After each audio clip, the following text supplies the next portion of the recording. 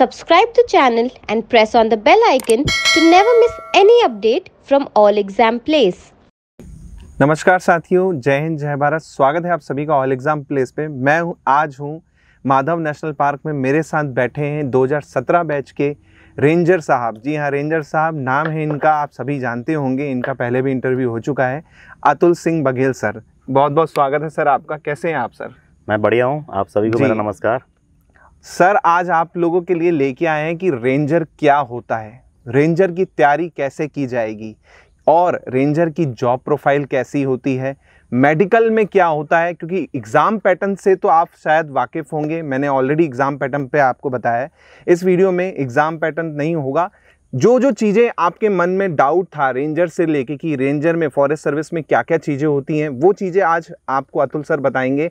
साथ में क्यों रेंजर के लिए आपको अप्लाई करना चाहिए और ये जॉब कितनी शानदार है वो आपको एक्सप्लेन करेंगे हमारे अतुल सर। चलिए तो सर शुरुआत करते हैं। सबसे पहला क्वेश्चन बच्चे जो पूछते हैं, सर रेंजर ही क्यों, क्या है ऐसा रेंजर की जॉब में जो बाकी जॉब में मज़ा नहीं है, वो आप सर बच्चों को थोड़ा सा बताइएगा। साथियों, सबसे पहले तो सबसे महत्वपूर्ण बात ये कि मैं ऐसा तो नहीं बोलूँगा जैसे कई लोग बोलते हैं कि रेंजर की बात जब आती है कि वन अधिकारी है तो मैं नेचर लवर हूँ इसलिए मैंने इस जॉब के लिए ट्राई किया। सबसे पहले शुरुआत मैं यहीं से करूँगा कि इस सर्विस में तो मैं लक बाय चांस आया जी। जैसे मेरे सामान्य साथी भी हैं, हाँ। सभी सम्मिलित हैं। हम लोग तैयारी प्रशासनिक सेवाओं की कर रहे थे, तो जब प्री में प्रशासनिक सेवा में देखा नहीं हुआ, निराश हुआ। अगले दिन जब मेंस का रिजल्ट, दूसरे फॉरेस्ट सर्विसेज की जब प्री का रिजल्ट आया तो काफ़ी ऐसे आशा सी आई कि चलो इसको करके देखते हैं जी। और मैं सच कहूँगा कि जब मैंने इसके मेंस की तब मैं तैयारी कर रहा था तब मैं एक्चुअली मैं श्योर भी नहीं था कि रेंजर जो है वो वर्दीधारी जॉब बिल्कुल है।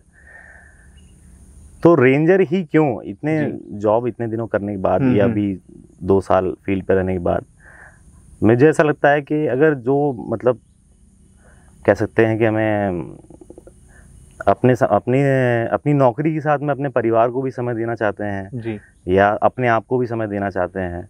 नौकरी में एडवेंचर भी चाहते हैं लेकिन थोड़ा सुकून भी चाहते हैं। कुछ करने की भावना आए कि सोसाइटी के लिए आप कुछ कर रहे हैं, वो एकम्प्लिशमेंट भी हो और साथ में एक नौकरी करने का मज़ा भी हो, तो वो रेंज ऑफिसर या वन विभाग की और जो दूसरी भी जॉब्स हैं, तो मुझे ऐसा लगता है कहीं कहीं जॉब सेटिस्फेक्शन के मामले में वो अन्य जॉब से कंपैरेटिवली मुझे लगता है सुकून है। सुकून है, मैं बेस्ट तो नहीं कहूँगा। देखिए सबका अपना अपना एक प्रॉस्पेक्ट होता है, बिल्कुल ठीक है। किसी को भौकाल पसंद है हाँ। तो उसके लिए अगर आप बोलें तो ये जॉब नहीं है फिर जी, क्योंकि यहाँ मतलब कहीं ना कहीं जो पब्लिक डीलिंग है या ज़्यादा इतना डे टू डे हम लोगों का इंटरेक्शन नहीं होता है पीपल से जो नॉर्मल है। ओके। और रेवेन्यू जो होता है वो जैसे कि जन्म से लेकर मरण तक एकदम इन्वॉल्व है। डायरेक्ट ये कहना कि उनसे अच्छी है तो नहीं, लेकिन हाँ जो ऐसा टेम्परामेंट के हैं जिनको सुकून भी चाहिए लाइफ में और अच्छा सा रहना भी चाहते हैं, नौकरी भी अच्छे से नेचर के पास में रहना चाहते हैं, तो उनके लिए रेंजर बेस्ट जॉब होगी। हाँ, उनके लिए रेंजर बिल्कुल। इसके अलावा दोस्तों आपने एग्ज़ाम पैटर्न पता ही होगा कि सबसे पहले क्या होता है, इसमें प्री आपका निकालना होता है। प्री में सीसेट प्लस जीएस दोनों के मार्क्स जुड़ के रेंजर के लिए आपको क्या होता है।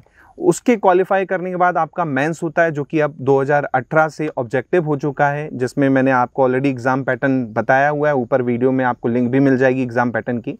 वो चीज़ होती है, वो तो आप जब मेंस देंगे वो आपका क्लियर हो जाएगा। बच्चों का जो डाउट आता है कि सर इंटरव्यू में क्या होता है अलग, यहाँ पर ऐसा जो बच्चे टेंशन में आते हैं कि सर इंटरव्यू कैसा होता है, तो थोड़ा सा इंटरव्यू पार्ट पे मुझे सर थोड़ा आपका डायरेक्शन चाहिए बच्चों के लिए।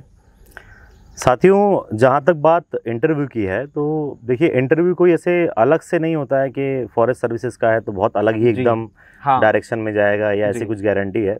और जैसा कि आप लोगों ने जब पैटर्न की आप बात करते हैं बिल्कुल, तो उसमें हम लोग क्लियर करते हैं कि जो इंटरव्यू होता है वो आपके ज्ञान के संबंध में ना होकर आपकी पर्सनालिटी के संबंध में होता है कि आपकी डिसीजन मेकिंग कैसी होगी किसी विशेष पहलू पे। या फिर आप जैसे अगर बात करें वन सेवा में जा रहे हैं तो निश्चित तौर पे कुछ न कुछ वन से जुड़े हुए, वन अधिकारों से जुड़े हुए सवाल उठाए जाएंगे। उन स्थितियों में आप क्या जवाब देते हैं, तो कहीं ना कहीं वो विषय विशेषज्ञता से ज्यादा व्यवहारिक विशेषज्ञता आपकी होना चाहिए। तो वो थोड़ा सा प्रॉस्पेक्ट रहता है जी। उसका। तो इंटरव्यू में दोस्तों आपको कुछ नहीं करना है, जो आप बैकग्राउंड से आते हैं वो, साथ में अगर फॉरेस्ट सर्विस में जा रहे हैं तो थोड़ा सा फॉरेस्ट का नॉलेज होना ज़रूरी है।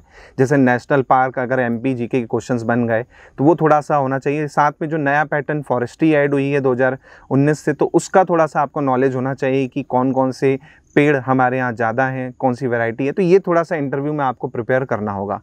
सर इसके बाद बच्चों में एक डाउट आता है कि सर मेरा इंटरव्यू हो जाएगा, उसके बाद की प्रोसीजर क्या होगी, मेडिकल होगा कि डॉक्यूमेंट वेरिफिकेशन होगा, और मेडिकल में क्या क्या होता है, क्या क्या रिक्वायरमेंट होते हैं, क्योंकि काफ़ी स्टूडेंट्स के डाउट हैं कि सर मेरे को चश्मा लगा हुआ है, इसके अलावा सर मेरा फ्लैट फुट है, इसके अलावा नॉक नी है, तो क्या मैं बन पाऊंगा, या सर मैं कलर ब्लाइंडनेस है ना, या मेरे आँख में थोड़ा प्रॉब्लम है या कान में थोड़ा प्रॉब्लम है। तो उससे रिलेटेड सर मेडिकल जो होते हैं वो आप थोड़ा सा बताइएगा।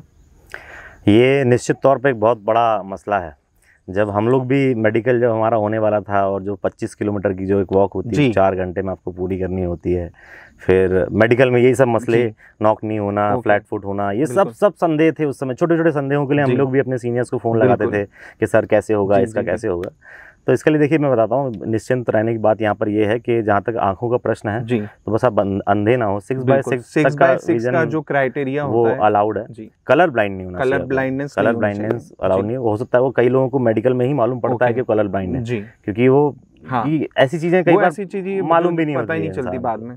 बिल्कुल। फिर जहाँ तक ये फ्लैट फुट, नॉक नी, ये कोई कंसिडरेशन फॉरेस्ट सर्विसेज में नहीं होगा। ओके। एक नॉर्मल मेडिकल होता है, उसके अलावा जो आपका टेस्ट, जो एक बॉडी टेस्ट होता है। जी, बॉडी टेस्ट। और हाँ, कान का मतलब सुनाई देना चाहिए आपको। अब वो तो जब वो एक्सपेरिमेंट करते हैं तो निकाल लेते हैं कि आपकी कितनी क्षमता है। तो इसलिए जो ये बहुत आर्मी वाले कुछ मेडिकल के जो ये फंडे हैं, जब ये आते हैं तो निश्चित तौर पे एक छात्र, एक अभ्यर्थी और एक ना कि उसमें बहुत संदेह पैदा होता है। बिल्कुल। लेकिन ऐसा फॉरेस्ट सर्विस में इतना ऐसा वो नहीं है। हाँ, ऐसे कोई घबराने नॉर्मल मेडिकल होता है आई साइट 6x6 जो UPSC का भी क्राइटेरिया है, IFS के लिए या IPS के लिए, इवन स्टेट सर्विस में जो DSP और वर्दीधारी पोस्ट है उनका क्राइटेरिया वही है। हाइट जो वर्दीधारी पोस्ट के लिए होती है वो वही रहेगी। हाँ, फिजिकल की बात करें तो यहाँ पर फिजिकल में आपका 25 किलोमीटर बॉयज़ के लिए होता है, 4 घंटे में आपको चलना होता है, और शायद गर्ल्स के लिए सर 14 किलोमीटर 14 किलोमीटर के आसपास होता है गर्ल्स के लिए। तो वो भी ध्यान रखिएगा आप, और हाइट और चेस्ट का थोड़ा ध्यान रखिएगा बॉयज़। वो आपका यहाँ पर एक वर्दीधारी में क्राइटेरिया रहता है जो आपको पता होना चाहिए, अगर आपकी हाइट पर्टिकुलर उससे ज़्यादा होनी चाहिए, है ना। तो ये तो बात हो गई हमारे मेडिकल की। सर मेडिकल एक बार आपका हो गया, उसके बाद फिर डॉक्यूमेंट वेरिफिकेशन भी हो गए, उसके बाद ज्वाइनिंग कैसे होती है सर, वो भी थोड़ा हम जानना चाहेंगे। ज्वाइनिंग फॉरेस्ट सर्विसेज में कई बार थोड़ी सी एक लंबी प्रक्रिया भी बन जाती है। जैसे मैं अपनी बात करूं, 2017 PSC हमारा था, 2018 में रिज़ल्ट आया, मार्च में रिज़ल्ट आ गया था, लेकिन ज्वाइनिंग या यूँ कहें ट्रेनिंग आते आते अक्टूबर-नवंबर तक का समय लग गया था। ओके। तो इसमें प्रक्रिया ये है कि रेंज ऑफिसर और उससे ऊपर के जितने भी अधिकारी हैं, जैसे आपके ACF हो गए, तो उनकी भी जो ट्रेनिंग का जिम्मा है वो केंद्र में DFE है, देहरादून में डायरेक्टरेट ऑफ फॉरेस्ट एजुकेशन। तो जैसे जो भी स्टेट PSC जो सिलेक्शन करती हैं तो सिलेक्शन लिस्ट उनके पास भेजती हैं। तो फिर वो देश भर में जो 13 रेंजर्स कॉलेज हैं अलग अलग, जो इसमें कुछ 8, 9, 10 ज़्यादा भी एक्टिवली वर्क कर रहे हैं, तो वहाँ पर रैंडमली कुछ लोगों को वो जैसे कुर्सियोंग भेज दिया हमारी बैच में, कुछ लोगों को बिलापल्ली भेजा, हम लोग कोयम्बटूर में ट्रेन हुए। तो ऐसे अलग अलग जगह रैंडमली वो अपने हिसाब से जहाँ जो खाली वैकेंसी होती जाती है तो ट्रेन कर दी जाती है। जी, तो ट्रेनिंग के लिए यहाँ पर आपको अलग अलग देश में इंस्टीट्यूट्स हैं, वहाँ पर भेजा जाता है और काफ़ी चीज़ें वहाँ पर आपको सिखाई जाती हैं। जो ट्रेनिंग की बात करें अगर, तो लगभग सर 1.5 साल के आसपास शायद आप लोग की ट्रेनिंग होती है। तो ये बच्चों को ध्यान रखना है, 1.5 साल तक आपकी ट्रेनिंग रहती है। हाँ, दूसरी चीज़, कुछ बच्चों का यहाँ पे डाउट था, सर क्या ट्रेनिंग में हम अपनी फैमिली को ले जा सकते हैं? तो सर वो तो सभी को पता है कि नहीं ले जा सकते हैं, लेकिन सर आप बताइए कुछ इस बारे में। नहीं, ट्रेनिंग फैमिली को तो नहीं ले जा सकते, लेकिन ये ज़रूर कहूँगा कि जो 1.5 साल की ट्रेनिंग है, ऐसी ट्रेनिंग मतलब ट्रेनिंग भी करने के लिए जॉब ज्वाइन कर सकते हो आप। हाँ, तो ये चीज़ भी मेरे ख्याल से बहुत स्टूडेंट की क्लियर हो गई होगी कि ट्रेनिंग में आपको अकेले ही जाना है, फैमिली को लेके नहीं जाना है। सर ट्रेनिंग एक बार आपकी कंप्लीट हो जाती है, डिफरेंट पार्ट ऑफ देश से जो हमारा कंट्री है उसमें अलग अलग जगह आपको घुमाया जाता है, कैसे सकते हैं जैसे भारत दर्शन IAS में होता है, IPS में होता है, वैसे ही आप लोग को भी जो फॉरेस्ट रिलेटेड इंस्टीट्यूट्स हैं जो भी पूरे डिफरेंट ऑफ स्टेट्स में, वहाँ पूरा आपको घुमाया जाता है।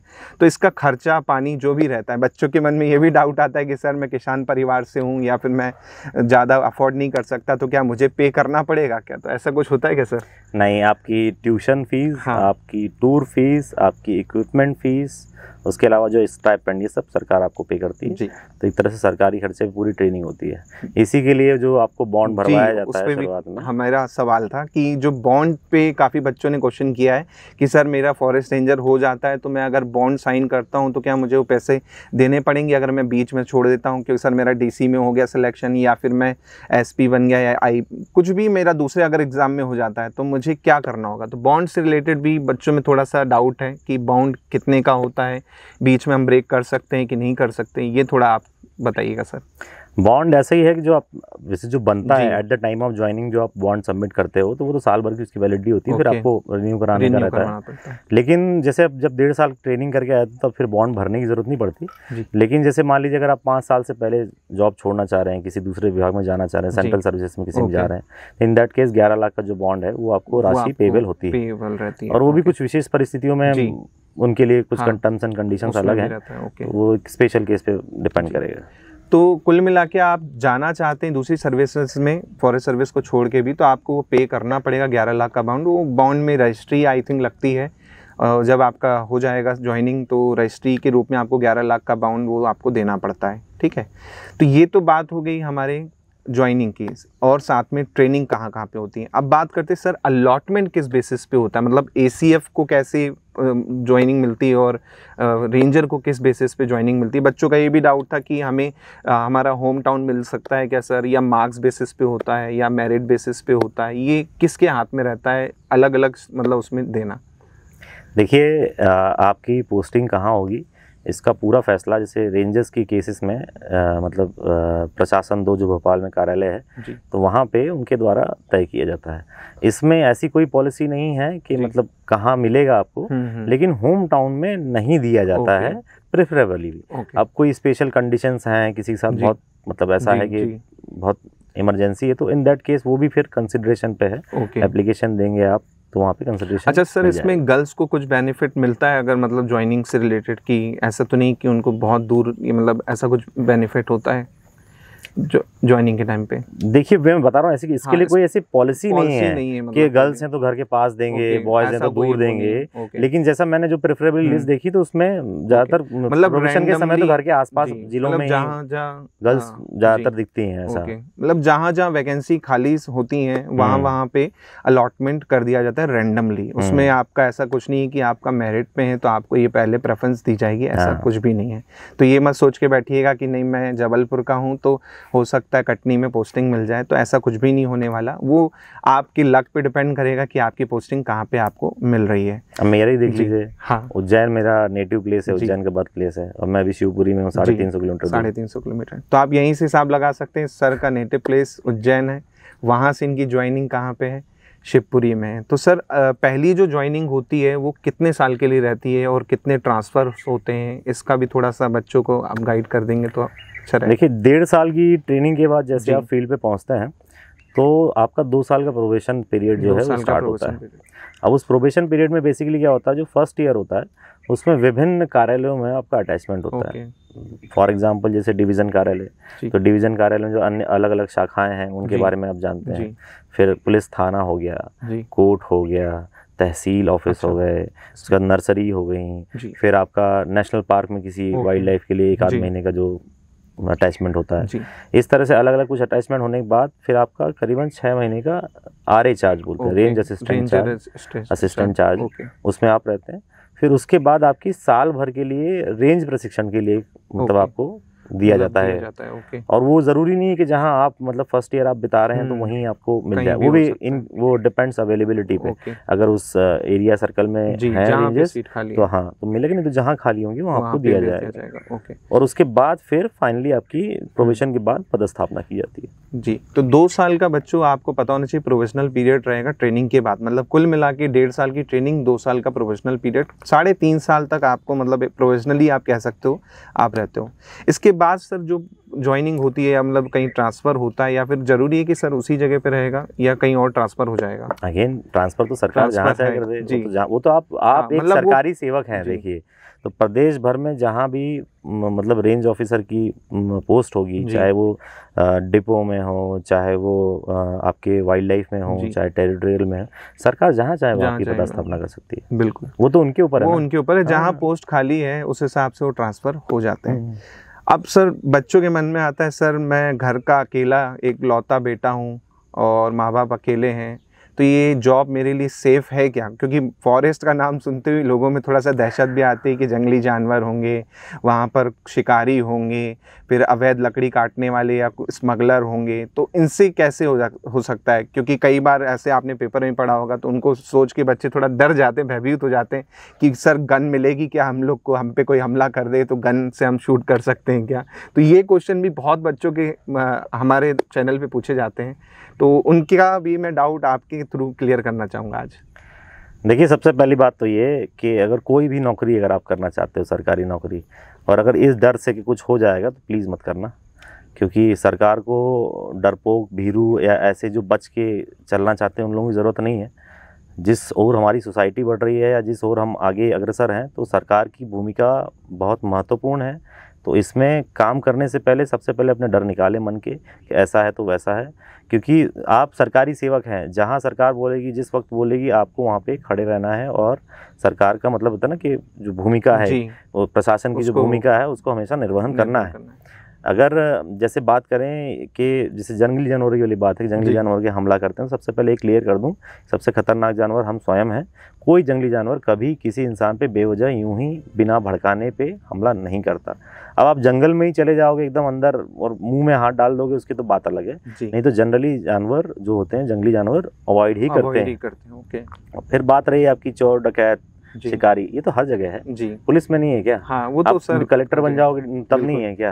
तब तो और है, तब तो आपको उनसे और जूझना है। तो पब्लिक इंटरेक्शन बिल्कुल है। और भी कई ऐसी जगह हैं जहाँ पॉलिटिकल प्रेशर नहीं है क्या? वो अगर आप सोच के सरकारी नौकरी में आओगे तो आप कहीं ना कहीं हमेशा परेशान रहोगे। अगर आपके ज्यादा टर्म्स एंड कंडीशंस है ना कि घर के पास रहना है, इस तरह से रहना, तो उसमें क्या परेशान बना रहा हुआ है, मतलब आपके पास क्या ज्यादा ऑप्शन ही नहीं रहेंगे। अब आप घर के पास रहना मतलब आप 3-4 जिले, आप सोचो कि जीवन भर आप वहीं बीत जाए, क्या सीखोगे? नहीं हो पाएगा। इतना बड़ा प्रदेश है, अगर आप सरकारी सेवा में एक अधिकारी के पद पे आ रहे हो तो आपको ये विलिंग रहना चाहिए कि मैं हर जगह में सेवा दे सकूं। और एकदम मतलब उसके साथ के मतलब कोई गट्स फीलिंग के साथ जॉब करनी है, बिल्कुल जरूरी है। वो कोई पर्सनल एक्सपीरियंस कभी आपको ऐसा फेस करना पड़ा हो कि किसी ने हमला कर दिया हो या फिर कुछ ऐसा मतलब आपके साथ हुआ हो, बच्चों से शेयर करना चाहेंगे आप अपनी? ऐसे छोटे मोटे इंसिडेंट्स बनते रहते हैं, लेकिन जैसे कहते हैं ना कि मतलब ज़्यादा हम लोगों के मतलब बहुत ज़्यादा ऐसे लड़ाई झगड़ा वाला तो होता नहीं हम लोग का, लेकिन छोटा सा एक्सपीरियंस है कि मतलब वही संगठन में शक्ति वाला जो एक एग्जांपल था। बिल्कुल बिल्कुल। हम लोग में जब मैंने रेंज चार्ज ज्वाइन किया था तो मेरी रेंज में चराई की बड़ी समस्या है। बिल्कुल। तो जो भैंस पालक होते हैं, भैंसें लेके घुसते हैं,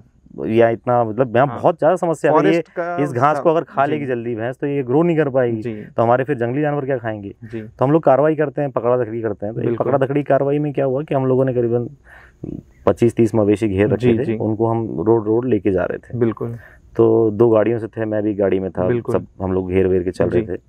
तो वो जो एकदम से जो पशुपालक थे वो एकदम आए डंडा वंडा लेके, स्टाफ को गाली वाली देके भगाने लगे और गाड़ी पे हमला सा कर दिया, मतलब ऐसा। हाँ, मतलब स्टाफ थोड़ा पीछे आया। बिल्कुल। फिर जैसे मैं पीछे था, मुझे मालूम पड़ा, मैं आगे बढ़ा, मैंने कुछ नहीं किया, मतलब डर मुझे भी लगा, बोले यार ये आ गए हैं, ये मारने को, स्टाफ भी अपना पीछे आ रहा है, डर तो लगेगा ही ना भाई साहब, डर तो सबको और वही डर ही तो आपको बचाता भी है। मतलब आप क्या साहस और दुस्साहस में बहुत महीन सी लाइन होती है।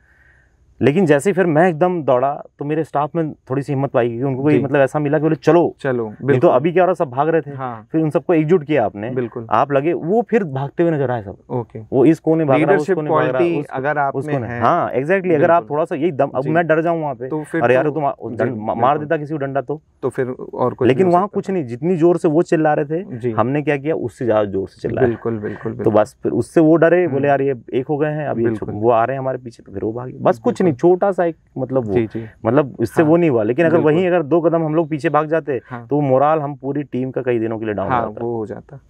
तो आप देख सकते हैं जॉब कोई भी हो, चाहे वो डीसी की हो, चाहे वो एसपी की हो, डीएसपी की हो, खतरा हर जगह है, कहीं ना कहीं आपको फेस करना पड़ सकता है। फॉरेस्ट में भी है, जैसे सर ने बताया, जो वहाँ के लोकल्स होते हैं जो अपने जानवरों को जंगल में, नेशनल पार्क के टेरिटरी में छोड़ देते हैं, उससे भी नुकसान फॉरेस्ट को काफ़ी ज़्यादा होता है। वो आपको मैंने ऑलरेडी फॉरेस्ट्री में बताया, ग्रेजिंग का रीज़न, जो कि फॉरेस्ट डिग्रेडेशन का सबसे बड़ा रीज़न है।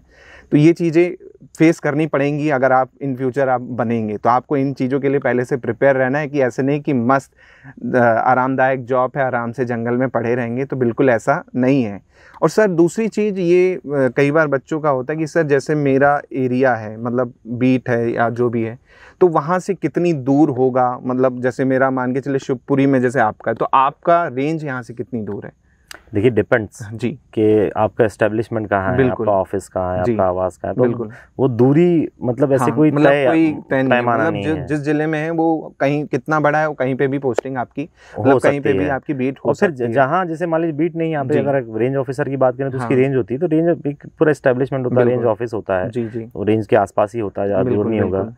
तो वो तो सब डिपेंड्स कि कहाँ एस्टेब्लिशमेंट है, जी। वो दूरी का कोई ऐसे क्राइटेरिया नहीं है। और दूसरी चीज़, बच्चों के मन में ये सवाल आता है कि सरकारी जॉब होगी, फॉरेस्ट की, आराम से पड़े रहेंगे, तो ऐसा बिल्कुल भी नहीं है। बिल्कुल 9 to नहीं 6 जॉब नहीं है ये, 24 आवर कुछ भी हो सकता है, तो सर को अवेलेबल रहना पड़ता है।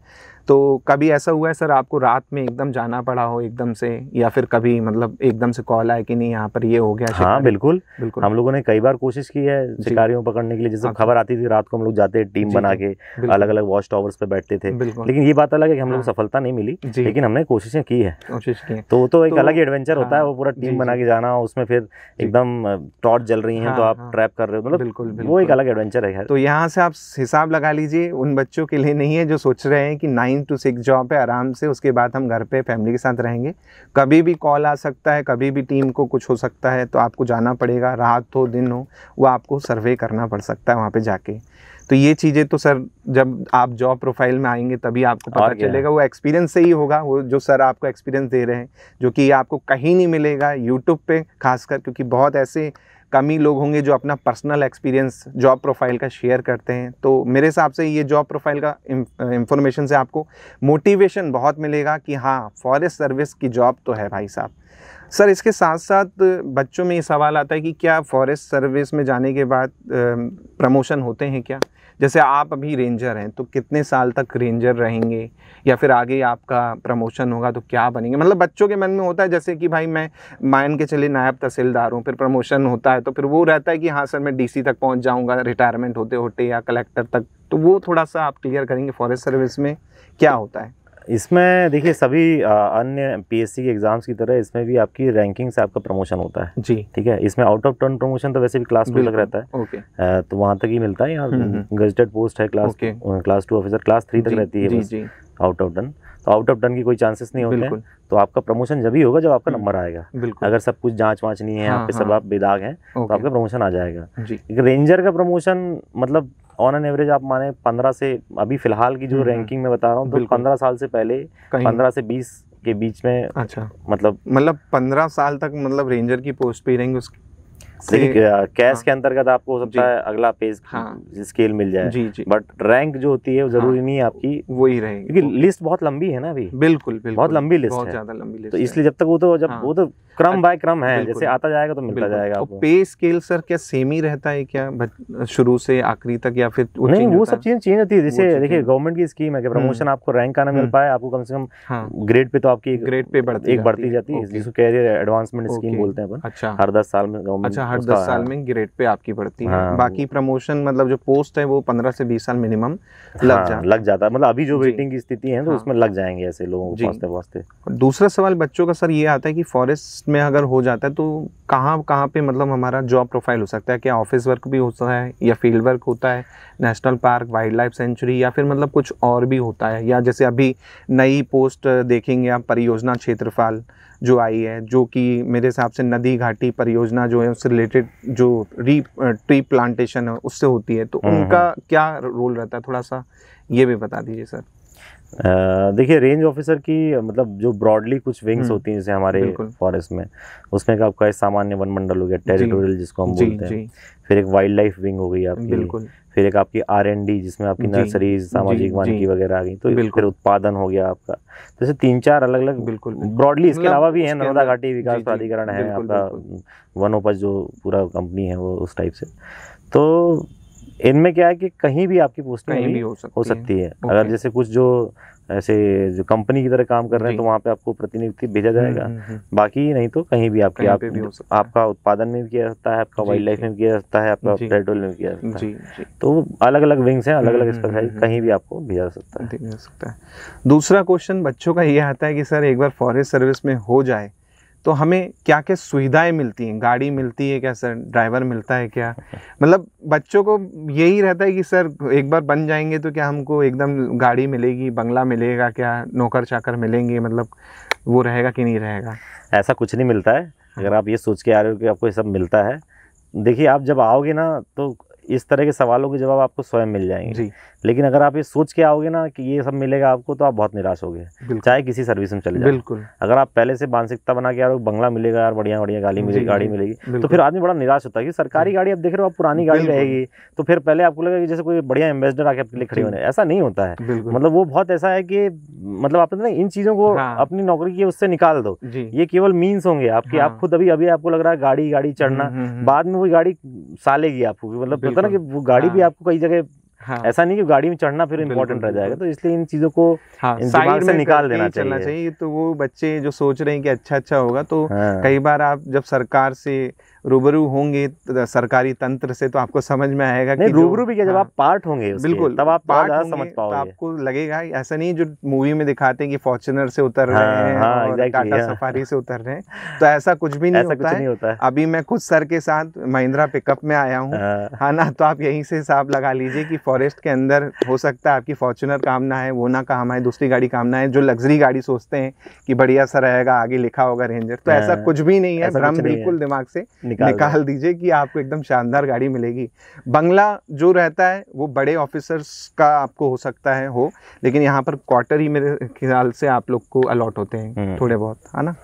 इसके अलावा सर बच्चों के मन में आता है सर सैलरी कितनी होती है, मतलब गवर्नमेंट की तरफ से, मतलब जो स्टार्टिंग में पे स्केल कितना होता है? मतलब ये काफ़ी चर्चा रहती है कि सर मैं अभी IT सेक्टर में जॉब कर रहा हूँ, क्योंकि कई बच्चे हैं, क्योंकि एज तो ACF की भी 40 ईयर्स है और रेंजर की 33 है, तो काफ़ी ऐसे ही मतलब एस्पिरेंट्स हैं जो ऑलरेडी IT में अच्छा कमा रहे हैं 2-2.5 लाख रुपए, लेकिन उनको लगता है कि नहीं यार फॉरेस्ट है तो थोड़ा अच्छा होगा, सैलरी भी अच्छी होगी। तो वो थोड़ा बच्चों का डाउट क्लियर कर दीजिए। सबसे पहले तो ये गलतफहमी कि कभी प्राइवेट सेक्टर के और गवर्नमेंट सेक्टर सैलरी के मामले में compete कर पाए, कभी नहीं संभव होगा। ये डिस्पैरिटी पहले से आगे बनी रहेगी, सब रहेगा वो। तो जहाँ तक बात रही सैलरी की, तो वो तो आप जैसे हमारा ग्रेड पे 3600 है, तो आप अंदाजा लगा सकते हैं कितना इन हैंड आएगा। बिल्कुल जो स्टार्टिंग होती है बिल्कुल। और ACF की 5400 है, तो उनका आप अंदाजा लगा सकते हैं कितनी। तो अगर आप सोच रहे कि आप बोल रहे हो 3.5 लाख रुपए में कोई अगर कंपनी मिल रहा है और मैं सरकारी नौकरी में आना चाहते हैं, तो आप सैलरी देख के तो आप नहीं आ रहे हो। ये तो बट ऑब्वियस है कि आप सैलरी देख के नहीं आ रहे हो सरकारी नौकरी में। 3.5 लाख रुपए किसको बुरे लग रहे हैं? बिल्कुल। तो फिर आप उसको सैलरी से ना जोड़ें, फिर आप वो दूसरा देखें कि क्या है वो, आपको क्या समाज के लिए कुछ करने की भावना है आपके अंदर, या खुद को लगता है कि के लिए कुछ करना है, चाहे जिस फील्ड में आप जा रहे हो सरकारी सेवा में। देख सकते हैं तो सैलरी आप देख सकते हैं लगभग वही 40-45 हज़ार के आसपास मेरे हिसाब से 3600 ग्रेड में भी बनेगी, और 54-55 हज़ार के आसपास यही मेरे हिसाब से रहती होगी। नहीं, स्टार्टिंग तो 36 के आसपास रहती है। उसके बाद फिर आपकी धीरे धीरे 40-42 तक। वो तो हर साल इंक्रीमेंट लगते हैं। सरकार की पॉलिसी इस मामले में प्राइवेट से भले ठीक नहीं है, लेकिन ये है कि हर साल मतलब आपको इंक्रीमेंट मिलेगा। बशर्ते आपकी सेवा बिल्कुल सही हो, कुछ आप जी, मतलब आपको सजा वजा ना मिले उसमें अच्छा, या इस टाइप से। तो क्वार्टर आपको मिलेगा, गाड़ी आपको मिलेगी, लेकिन वो गाड़ी कैसी होगी उसकी कोई गारंटी नहीं है ना। और क्वार्टर आपको सरकारी बंगले जो होते हैं या सरकारी जो क्वार्टर होते हैं वो आपको यहाँ पर अलॉट होंगे। सैलरी भी आपको 3600 ग्रेड पे और 5400 ACF के केस में आपकी होती है। तो ये चीज़ें तो आपकी सर हो चुकी हैं। बच्चों को पढ़ने का मोटिवेशन कैसे मिले? कई बच्चे होते हैं सर इतना सारा सिलेबस है, कैसे पढ़ें, क्या करें?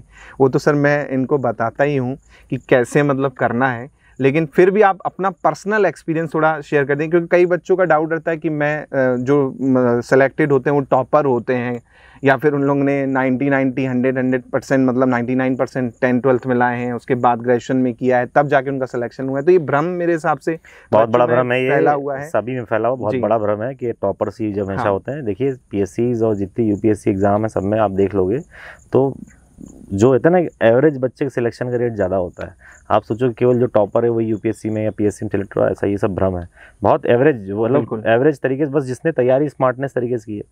अब जैसे आपने बात की तैयारी कैसे की, तो अब तो कम से कम इतना है कि ऑनलाइन या ऑफलाइन भी काफ़ी रिसोर्सेज अवेलेबल हैं फॉरेस्ट के लिए, और आपको काफ़ी लोग गाइड करने वाले भी हैं, क्या पढ़ना है, कैसे पढ़ना है, क्या पैटर्न आएगा। हमारे समय ऐसा कुछ नहीं था बिल्कुल, क्योंकि 2014 के बाद सीधे 17 में आई थी। वो जैसे मैंने आपको बताया कि हम सब जो PSC दे रहे थे और सब फॉरेस्ट में एग्जाम दे रहे थे बिल्कुल। तो तैयारी भी उसी तरह थी सबके लिए। मेरी अगर मैं पर्सनल अपनी तैयारी की बात करूं तो मैंने सारी जो तैयारी थी उसमें सबसे बड़ा जो वो योगदान ऐसा था कि मतलब उसमें गूगल बाबा ने सबसे ज़्यादा मदद की। अच्छा, उस समय तक इतना था कि मेरे को ये था कि ऑथेंटिक सोर्स अगर आप अच्छे से सर्च करोगे सब मिलेगा।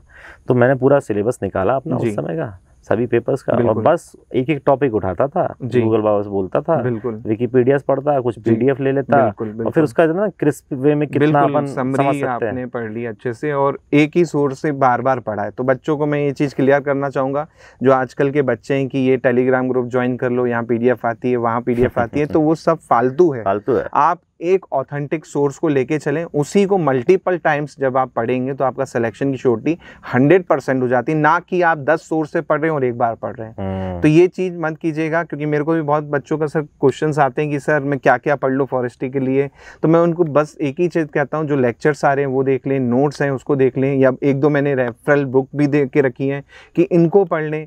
काफ़ी चीज़ें हैं, साथ में NCERT की भी महत्वपूर्ण भूमिका होती है। 11th-12th क्लास की आपको थोड़ा सा साइंस बैकग्राउंड के हैं जो उनको करनी पड़ेगी, और अच्छे से प्रैक्टिस करें और बार बार पढ़ें, तभी होता है। तो ये तो चीज़ें आपकी हमने यहाँ पर देख ली, सर ने भी काफ़ी चीज़ें बताई। और इसके अलावा कुछ आप पर्सनल गाइडेंस सर देना चाहें बच्चों को? देखिए, अगर जॉब प्रोफाइल की बात करूं या जॉब सेटिस्फेक्शन की, तो ये जॉब बहुत ज़बरदस्त है। सबसे अच्छी बात है कि जॉब में ऑफिस का काम तो है ही है, आपको वर्दी भी है आपके पास। भी है बिल्कुल, और वर्दी का एक अलग ही मतलब प्राइड होता है। वो खैर जब आदमी पहनता तब समझ में आता है, क्योंकि मैंने कभी नहीं सोचा था कि मैं वर्दी वाली नौकरी में जाऊंगा। हमेशा ऐसा था नहीं, वर्दी में नहीं जाऊंगा, वर्दी में नहीं जाऊंगा, लेकिन आखिर में आया वर्दी वाली जॉब में ही, और उसका एक अलग ही प्राइड है। जब आप पहन के चलते हो तो प्राइड आपको लोगों की आंखों में जब दिखेगा तो आप खुद समझेंगे उस चीज़ को। और जैसे मैंने बोला कि कहीं ना कहीं आप बैठे भी आप देख रहे हो जिस इन्वायरमेंट में हम लोग बैठे हुए हैं, आपने शायद पहला ही ऐसा इंटरव्यू देखा होगा जो फॉरेस्ट का हो रहा है, जहां फॉरेस्ट में बैठ के, नेशनल पार्क में बैठ के लिया जा रहा है हमारे सर के साथ। उनका बहुत बहुत धन्यवाद करता हूं मैं कि मुझे ऑल एग्ज़ाम प्लेस को ऐसी अपॉर्चुनिटी दी, साथ में इसके अलावा बच्चों के लिए इतना कीमती अपना समय निकाला कि उनको ये थोड़ा गाइड कर पाएँ, क्योंकि बहुत बच्चों का था। मैं बताऊँगा तो बच्चे मानेंगे नहीं, क्योंकि मैं एक टीचर हूँ, लेकिन जो बंदा उस फील्ड से जुड़ा हुआ है, जो इंसान उस फील्ड में रह रहा है या उसके साथ में है, उसका एक पार्ट है, तो वो ज़्यादा अच्छे से एक्सप्लेन कर सकता है एज़ कम्पेयर टू मी। तो इसके लिए बहुत बहुत धन्यवाद आपका अतुल सर, और इसी तरह से आप बच्चों को गाइड करते रहिए। और मेरे हिसाब से सर का फेसबुक पेज की ID आपको मैं नीचे डाल दूंगा, तो सर को फॉलो ज़रूर कर लीजिएगा। सर का यूट्यूब चैनल भी जल्दी आएगा, तो वहाँ पर आपको वाइल्ड लाइफ एक्सपीरियंस देखने को मिलेंगे। इंस्टाग्राम पे भी कर लीजिएगा, क्योंकि सर की जो फोटोग्राफीज़ हैं वाइल्ड लाइफ की बहुत ही शानदार हैं, तो आप उसके लिए जुड़ सकते हैं। अगर आप नेचर लवर हैं, आपको एनिमल्स देखने हैं, तो बहुत ही अच्छे फ़ोटोग्राफ़र भी हैं हमारे सर, तो आप वो भी इनकी देखिएगा, तो नीचे लिंक आपको मिल जाएंगे, तो आप वहाँ से फॉलो भी कर सकते हैं सर को। हाँ, परेशान मत कीजिएगा क्वेश्चन करके, क्वेश्चन आप मुझसे पूछ सकते हैं, मेरा काम ही है क्वेश्चन करना, है ना। फॉलो कर लीजिएगा, उनके जो एक्सपीरियंस होते हैं वो वहाँ पे अपलोड होते हैं इंस्टाग्राम पे, बाकी जगह पे, तो वहाँ से आपको बहुत चीज़ें सीखने को मिलेंगी। जो फ्यूचर एस्पिरेंट्स हैं, जो अभी 12th क्लास में हैं या जो अभी ग्रेजुएशन कर रहे हैं, तो उनके लिए एक मोटिवेशन होते हैं ऐसे लोग जो सरकारी तंत्र में होते हैं, साथ में शहर से काफ़ी दूर हैं, उसके बावजूद यहाँ पर अपनी ड्यूटी दे रहे हैं और नेचर में हैं और बहुत ही अच्छे से अपना डेडिकेशन के साथ काम कर रहे हैं। इसके अलावा सर ने अपना पर्सनल एक्सपीरियंस भी बताया कि कैसे उनकी टीम पर हमला भी हुआ था, तो वो चीज़ें भी झेलनी पड़ सकती हैं। तो इसके लिए सर के लिए एक बार तालियां ज़रूर होनी चाहिए और बहुत बहुत धन्यवाद। तो वीडियो अच्छा लगे तो बिल्कुल शेयर कीजिएगा आपने साथियों से। ऐसे में और भी जो सरकारी तंत्र में है, फॉरेस्ट डिपार्टमेंट में है, उनके इंटरव्यू कंटिन्यू करते रहूँगा आपके साथ। मिलते हैं जल्दी। जय हिंद, जय भारत, धन्यवाद।